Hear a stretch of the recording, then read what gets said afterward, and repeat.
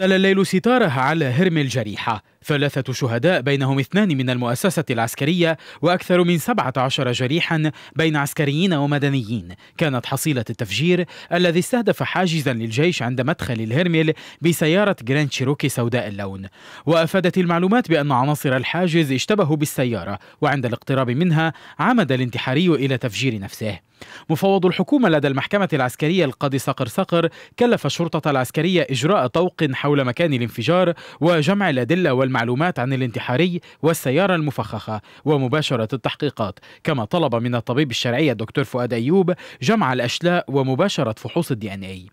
قيادة الجيش أعلنت أن انفجارا حصل على حاجز جسر العاصي في الهرمل ناجم عن سيارة مفخخة رباعية الدفع موضع ملاحقة من قبل الجيش يقودها انتحاري فجر نفسه لدى توقيفه من قبل عناصر الحاجز، ما أدى إلى استشهاد وجرح عدد من العسكريين بينهم ضابط، إلى جانب عدد من المدنيين صُدف مرورهم في المكان. وأشارت القيادة إلى أنه مرة جديدة يدفع الجيش اللبناني من دم ضباطه وجنوده ثمن مكافحة الإرهاب والسعي إلى فرض السلم الأهلي. وأشارت القيادة إلى أن الجيش حذر منذ أشهر ما يحضر له وللبنان، وقد أعلن منذ أن كثف حملاته للقبض على المخططين والمنفذين للأعمال الإرهابية جهوزيته لمواجهة الإرهاب الذي يريد ضرب المؤسسة العسكرية بهدف شل قدراتها وإدخال لبنان في أتون الفوضى والفتنة.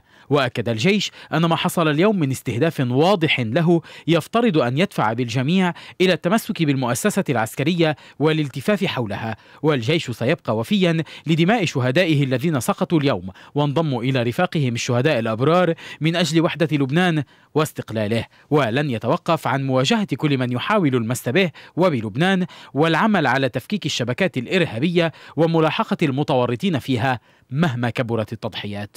هذه المؤسسة الحامية للوطن لأبناء الوطن جميعا اليوم تستهدف بتفجير إرهابي قاتل مجرم لا يميز بين حاجز الجيش اللبناني وبين حديقة ملاهي الأطفال. وقد تبنت جبهة النصرة في لبنان عبر تويتر انفجار سيارة مفخخة يقودها انتحاري على حاجز فوج الحدود البري الثاني في الجيش اللبناني عند العاصي. وقد جاء في البيان أنه تم استهداف منطقة الهرمل بعملية وصفت بالاستشهادية المباركة، وبالقول إلى أهلنا أهل السنة في الشام: لن ينقص الدين وأبناؤكم أهل الجهاد أحياء.